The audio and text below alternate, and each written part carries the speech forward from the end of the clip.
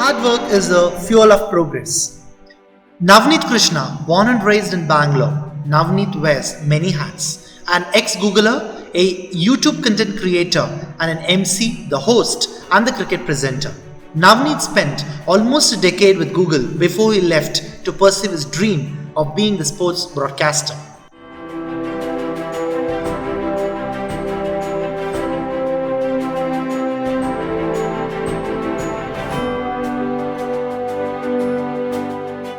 The commentary box soon became a reality in December 2018 as he debuted as a cricket broadcaster in Nepal's Everest Premier League. He is now the face of RCB 12th Man TV and the voice of millions of RCB fans, playing host for both the IPL and the following Team India through the CWC in England earlier this year.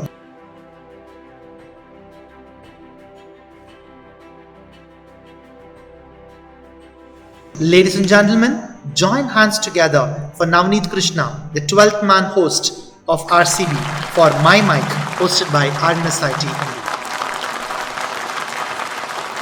To RNSIT, thank you so much. This means so much to me.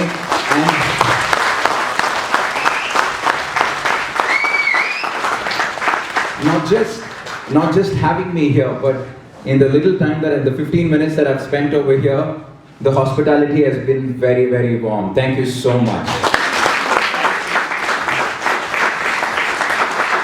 And the next time when I'm off my diet, I will have lunch for sure. Right?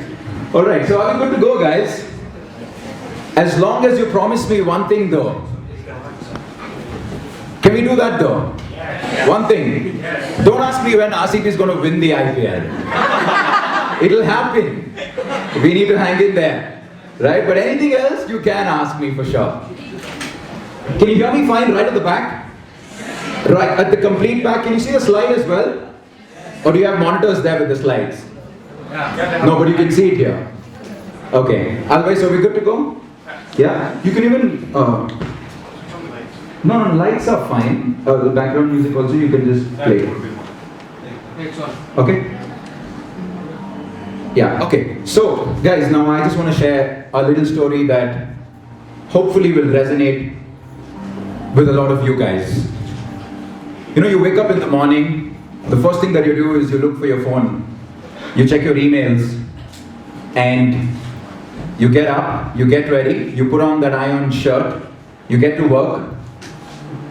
More emails, meetings, deadlines, projects, manager one-on-ones. You get back home and for all you know, there are more meetings and emails waiting you. You call it a night, you sleep, wake up, repeat. You sleep, wake up, repeat. And that was my life for almost 10 years. The only silver lining was that it happened to be with one of the best employers on the planet, and I'll say that with pride. On most days, instead of an iron shirt, shorts and a t-shirt would do as well. So in general, you didn't have much to complain about when you spent 10 years at Google. But even then, it just felt like something was missing. It felt a little incomplete. Now, before I get started, I want to just tell you that I'm not here to do the regular corporate bashing and tell you how I left my job to go after my dream. What I'm actually telling you here is quite the opposite. What I want to tell you is what it took to leave a job at a dream company like Google to go after another dream. And to be very honest, the latter could not have been done without the former. Yeah, so we good? It was 2008 when I left Bangalore for the very first time. I moved to Google Hyderabad, what was supposed to be a one-year plan and an MBA. Went on to becoming a 10-year plan and no MBA. So, everyone sitting in this room, you guys are one step ahead already. You all did your MBA, so give yourselves a big round of applause. Right, so I promised my parents that, you know what, 1 year I'll go to Hyderabad and I'll come back and I'll do that MBA, because that's what your parents want you to do. They want you to do that MBA, right? But it didn't work out. For whatever reason, it didn't work out. But I'll tell you one thing though. Those 10 years at Google were the most defining years of my life. The Navneethkrishna that walked in and the Navneethkrishna that walked out were two very different people. Google gave me a lot and I'm forever grateful for that. It gave me a lot personally, it gave me a lot professionally. When I say it gave me a lot personally, I found Deepthi there, my wife.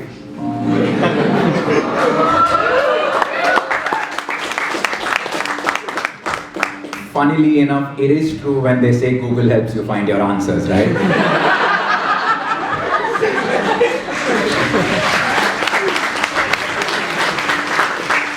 So I owe Google a lot. I'm very grateful that it had a very significant role to play in my life.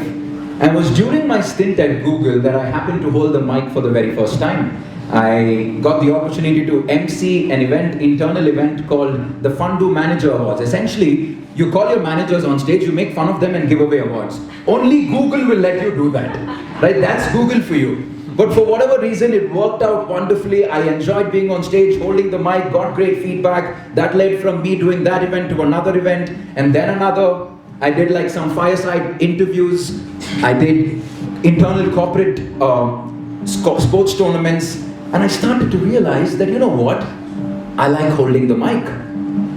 And through all these years, I'm talking way back as well, school, college, and Google as well, there was one constant in my life. Much like many of you all sitting here in this room and the millions in this country. What was that? Exactly. Cricket was very special to me right from the times that I can remember. From the time that I can remember. Right? I grew up watching the sport, wouldn't miss an India game, idolized people who we look at even today as gods in their own way, listened to some of the great commentators of our times, and one voice that would resonate more with me than any other commentator is now the coach of the Indian cricket team, Ravi Shastri. Yeah. Namaskara Bengaluru! It is toss time here at the Chinnaswamy. India versus Pakistan, and it doesn't get any bigger than this. I've got the men who matter, the captain of the Indian cricket team, Virat Kohli, the captain of Pakistan, and the match referee, Navneethkrishna, and we're all in readiness for what is going to be an absolute cracker. You've heard this, haven't you? Yeah, we can resonate with that. And that was a voice that resonated with me. There was some power in that voice. And so cricket was always special to me. And so you fast forward to Google, and I started to realize I like holding the mic. Cricket was always special to me. It started to become a lot clearer in my minds. I started to realize that I want to marry the two.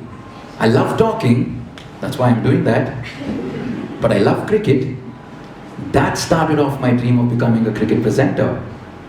And there began my journey. 18 months back, one fine morning, what was supposed to be a regular Saturday afternoon ended up being a 2-hour conversation with Deepthi where we contemplated life. We decided to take matters into our own hands, and we said, if not now, then when? And we took what is probably the most proudest and the most difficult decision that we have taken in our journey thus far, and that was for me to leave Google and go after this little journey, this little dream of us. Right? And could not have been prouder of that decision. And as they say, the rest is history. These 18 months, ladies and gentlemen, have been an absolute roller coaster in every sense of the word. From the highest highs to the lowest lows, and plenty of rejections. I must tell you that I've had to learn some of the biggest life lessons that I know for sure will keep me in good stead for a very long time. I want to take this opportunity to run you all through a few of that. Can you all read the slide? The power of narration. Wow. I was expecting a yes, but I didn't want you to read it, but thank you. Okay, I'm glad you can read it. Because of the lighting, I was just curious whether you could read it.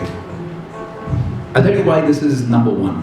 This has to be the most powerful one of them all. The ability to visualize your end goal. We all have this one image in our minds that keeps popping up. Who do we want to be? Where do we want to be? What do we want to do? That one image that keeps coming up, that's your answer. You know what they say about the human mind being powerful beyond measure? One of the simplest things that the human mind does is to draw out this picture in your mind in the most simplest way. And that inner voice inside of you telling you that this is what you want to do. This is who you want to be. It keeps coming up every now and then. I have that image, and I know every single one of you are starting to form that image in some form or the other. It keeps knocking on our doors. And at some point, I want to just open that doors. That image is my guiding light. It's going to give me the direction that I'm looking for. It's going to make this tangible for me. That one image, every one of us probably have that image. It makes it very real, that image. You know what they say about keeping your dreams limitless, right? Don't put them in a box. Ironically, my dreams were limitless, but it happened to be in a box. The commentary box. Right? Every single time the camera would move to the commentary box, there was a voice inside of me that told me that this is what I probably want to be doing. There was some connection that I could feel. And every time the camera would move to the commentary box, people would tell me, hey wait, why aren't you in the commentary box? Aren't you supposed to be there? So we had this little thing going on. And that just kept growing on me. Right? And that is basically what I'm coming back to. I grew up listening to the likes of Ravi Shastri, Harsha Bhogle, Tony Gregg. You guys have heard all of them. Right? Speaking about Harsha Bhogle. Speaking about Harsha Bhogle, the clicker is not working. There you go. I had the opportunity to meet with the man himself. During the IPL, during the World Cup in England. Fanboy moment. These are priceless moments. Harsha Bhogle is a legend in the field of commentary. Right? So, just that little interaction that I had with him eventually went on to becoming multiple interactions in the last few months, but the first one was very special. And he tweeted to my tweet. I didn't expect that. He apparently said I have more swag than him. Coming from Harsha Bhogle, I'm going to take that as a big compliment. Right?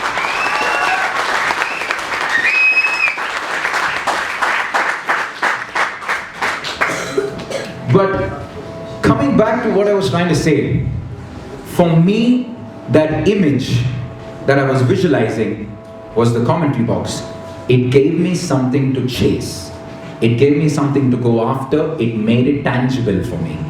And the question that I want to ask, and for all of us here, is what is that image for every one of us? Yeah?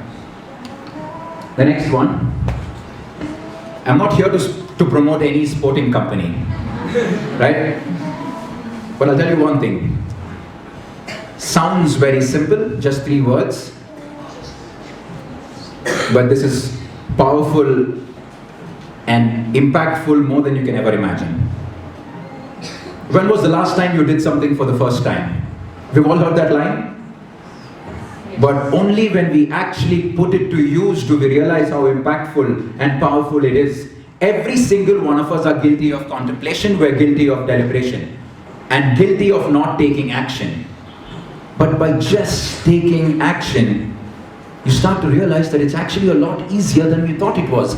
Sometimes it's just the demons in our minds that are playing with us. It's actually a lot easier. It almost feels like it was supposed to be this way. It was meant to be this way. Don't wait for the perfect time, ladies and gentlemen. Go out there, you have the opportunity, just do it. Start small, start scrappy. There is never a perfect time. We live in this, what will people think, say? Initially they'll be against you. In a matter of time they're going to be on the fence, and before you know it, they will be rooting for you. So don't worry about what other people have to say. It's on your agenda, your path, you got to do it, it's in your control, you make it happen. And the beauty of taking action, the byproduct of taking action, is that you start to realize that opportunities will come from avenues you had absolutely no clue existed. And much later on in your journey, when you look back, when you connect the dots backward, you'll start to realize that every one of this is happening because you took action when you had to. It's wonderful and so powerful, I cannot tell you. And in my little journey in 18 months, I've had my share of firsts as well. I was very hesitant, apprehensive. I didn't want to put myself out to the open, to the public, but I realized that's against what I want, because it's a career where I have to put myself out in the open. So at some point I had to do it. Not for anybody else, but for myself. Right? I eventually went on to starting off my YouTube channel. I never thought I would. Even on that day when I was launching my YouTube channel, I was very, very skeptical. But I'm just so glad I hit that button that day. And I didn't do it for anyone else, like I said. I didn't care about the views or whatever. I did it because I need to have some sort of a portfolio to show the kind of work and what I can offer to people tomorrow. And I'm so glad I did that. There was a little YouTube channel called Quick Single where I do bite-sized information on cricket.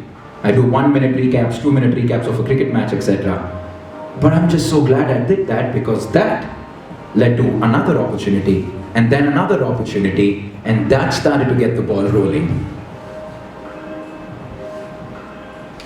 I got the opportunity to MC at a wonderful school tournament. That was one of my first few tournaments that I did, so that's a very special tournament for me. It's Tavi Sharma, another legend in Indian broadcasting, and the Karnataka Premier League. I'll tell you a little story about the Karnataka Premier League. Several years back, I went to KSCA, the KPL team, and I said, you know what, I'm a Googler, an aspiring sports broadcaster, I love doing this, I think I can do what you want me to do. Can I do some sort of work for the KPL? They didn't care about who I was. They didn't know who I was. Why would I get the gig? I didn't get the gig. Fast forward to 2018, they came back to me and said, Navneet, can you come and MC at the Karnataka Premier League?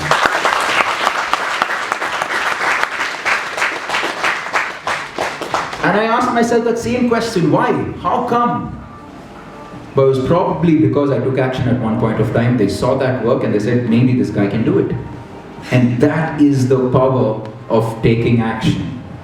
And I'm not talking about big things. Taking action could be something as simple as day-to-day activities in your daily routine. Oh, I really need to go to the gym, but I don't know why I'm not going. It's something as simple as that as well. So when I say taking action in every form, I'm talking about this. And by the way, I'm not talking here saying I have mastered this. I'm still guilty of deliberation. I'm still guilty of contemplation. I'm learning along this journey. But I know this is a lesson that I've learned, and it's important for me to keep in mind so that I don't get stuck in that rut again. Yeah?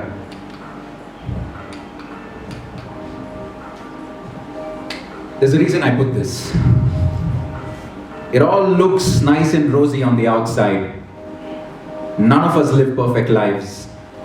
Every single one of us have our share of obstacles, our share of hurdles, and many days where we'll have plenty of rain, the occasional thunderstorm as well.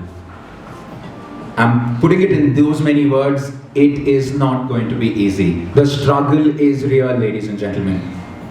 You are on your own. No manager, meetings, deadlines, projects. Feels like the ideal world?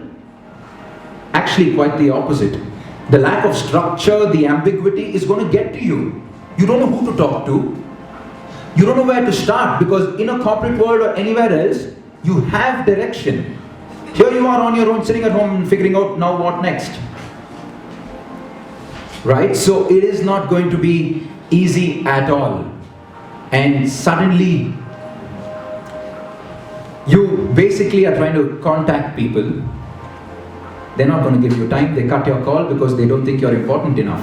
You message people only to realize that it's a monologue that you're having with yourself, because they don't think you're important enough. And at many times in this journey, you're going to question whether your self-respect is at stake. You're going to ask yourself if your self-respect is being compromised. At many times on many days in this journey, I will promise you, you will ask yourself, what in the world am I doing here? It is not going to be easy. The reason I put this slide is because you're going to get rejected not once, not twice, but umpteen number of times. To a point that you almost become numb with rejection, but I'll tell you, it's so glad if you go through that journey. Because today I'm more or less numb to rejection. But the beauty about that is it helps you find opportunities to improve on your skill, on your art, and make you better. It's tough emotionally, but when you logically look at it, you understand why you're getting rejected. Maybe there is someone else who's doing it better, or maybe they're looking for something else. That gives me an opportunity to work on something. But you will get rejected many times. You will get ignored by people umpteen number of times. That's just a given. And we live in this world today, empowered world, where every single person is entitled to an opinion. Everyone wants to say something. And I'm talking about the social media, right? Hate on the internet. How many of y'all are on Facebook, Instagram, Twitter, YouTube? Is it because your professors are in front that you guys are not raising your hand? Don't give me that nonsense. There you go. Finally the hands are coming up. Right? So,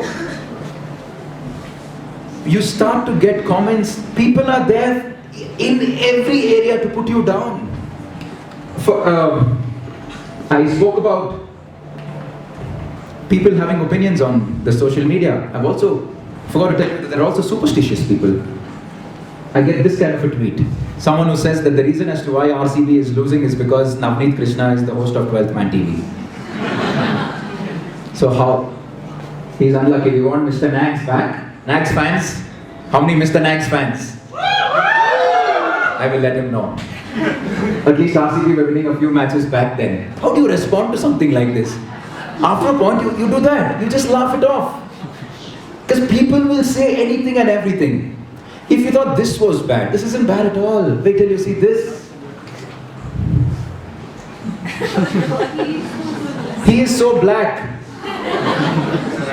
Yeah. First day it affected me, second day it affected me, and then after that I laughed. I also laughed. Yeah, so what now? And you start to realize that you deflect most of these comments and you observe the ones that will add value to you. You will move through that phase very quickly. All of this is a part of your journey. People will put you down from places that you never imagined even existed. Right? And that is what I'm talking to you about. And which is essentially what I'm trying to tell you is that this journey is going to be hard.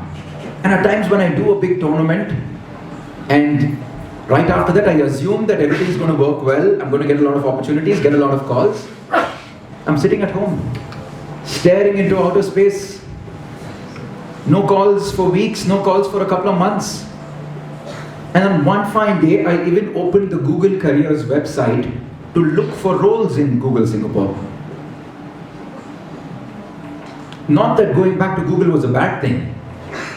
In my mind, I don't know if it was some sort of escapism. Right? But I'll tell you another thing. It is in one of those exact same days that you get a call from absolutely nowhere and suddenly life seems to be a happy place. You have answers to your questions. And I'll tell you why.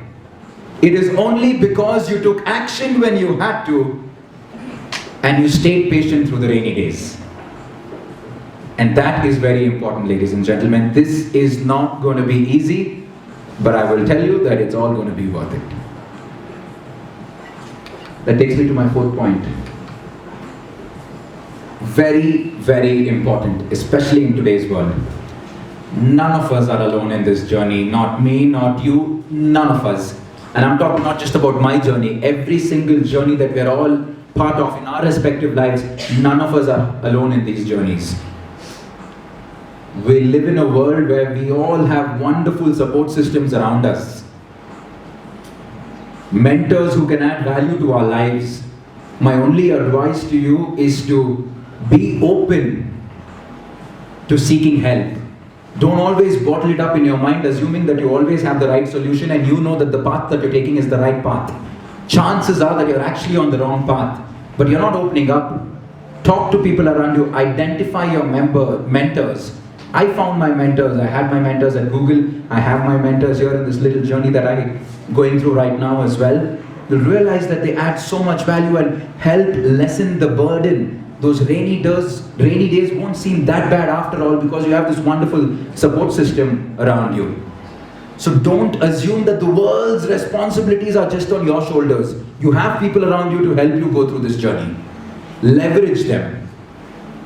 Another little learning that I've had is I consume a lot of content of some of the most successful people who have made it large. Right? I watch a lot of the documentaries, read a few books. And there's one common factor in all of these stories of all the big people. One common denominator. And that is gratitude. And I kept asking myself, what is it about being grateful that all of them keep talking about? Only to realize that I'm sort of being grateful myself every single day when I wake up. And it almost becomes a part of you. You're grateful for who you are, for what you have, and for who you have. And we all have wonderful people around us. Right? I'm very thankful for my parents. Despite everything, all the challenges that life has thrown to them, they always stood behind me, backing me no matter what decision I take. And they will always be my biggest cheerleaders. Right? So a big thank you to them. I have wonderful mentors, like I already mentioned, who I will go to no matter what. It could be on a daily basis, I will pester them, but I will pester them. You add certain value to other people's lives. At the same time, take the opportunity, leverage the fact that other people can help you out as well. And wonderful extended family and friends whose messages and encouragement and motivation will keep me strong through those rainy days.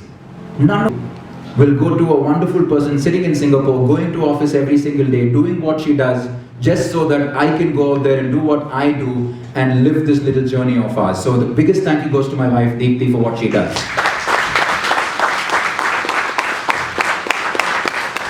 Right? So she's the breadwinner of the family, and I owe a lot to her. She keeps me accountable, she keeps me on my toes. She keeps me on my toes. And somewhere I want to make this happen, not just for me, but for her and for us. And that makes it more purposeful and gives it a meaning to what we're going after. And all I'm trying to tell you guys is none of us are alone in this journey. Don't assume that it's just inside of us.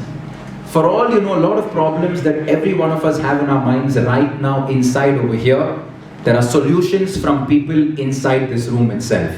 Have you ever thought about that? And I kid you not. So be open to talking to people. You'll realize that it's so much more powerful than you think it is. That leaves me with one last point. Of course it will be. I would not be standing here. I wouldn't have told you everything that I did if it wasn't going to be worth it. If you had told me 1 year back that Navneet, you're going to go into that coveted commentary box alongside former cricketers, I would have laughed at you. Cut to December 2018, Nepal, the premier cricket tournament in Nepal, the Everest Premier League, alongside former cricketers, making my debut as a commentator and anchor. The dream came true in 1 year since I quit Google. And it was such a special moment for me. I had tears in my eyes when I debuted that day. And I know for sure that Deepthi had tears in her eyes when she was watching me in Singapore on TV. Right? And that is the beauty of this. If you would have told me that, Navneet, 1.5 years after quitting Google, you will be the face of the biggest cricket brand in the country. Talking to millions of RCB fans, traveling the world, talking to players, coaches, and everyone in the cricketing fraternity, rubbing shoulders with the big players, with the big names of the industry. I would have laughed at you. Ladies and gentlemen, I am the host of RCB 12th Man TV for the IPL this year. I traveled to England for 1.5 months for the World Cup, representing RCB, following Team India, talking to people who love cricket. I cannot tell you how special these last 5 months have been for me. And it happened. And that is what I'm getting to. Every one of these experiences are going to make it worth it. Every one of these experiences are going to make sure that those rainy days, you will be very strong. And it is these experiences that are going to make you want to push harder and harder every single time. And that is what I want to tell you, people. I am just getting started. I am only scratching the surface. I have miles to go before I call it a day, ladies and gentlemen. It's been a little ride, like I said, 18 months, but I could not have had it any other way. The love, the respect from people around that I get gives me all the energy that I need. And these little life lessons, just to recap, right? Figure out what that inner voice is telling you and what does that image look like in your mind. On that day when you have to take some action, something as simple as eating the right kind of food or going to the gym or whatever be it, or spending time with your family, if you think that's important, take action when you have to. Hang in there. Some days will be tough, but with the kind of people that you have around you, it will all be worth it. And that is essentially what I want to leave you with, because it's worked for me. I don't see any reason why this will not work for anyone else. The more important point is this. I just want you to keep this in mind. I could not be more excited about what life has in store for me. And these life lessons are going to keep me in good stead for a very long time. And before I finish, I want to leave you with a little story, something for you to ponder over. Is this an image that anyone can connect with? No? Good. I'll share this little story with you. Before April 1954, the common belief, the universal belief, ladies and gentlemen, was that man was physically not capable of breaking the 4-minute barrier. That we could not run a mile in less than 4 minutes.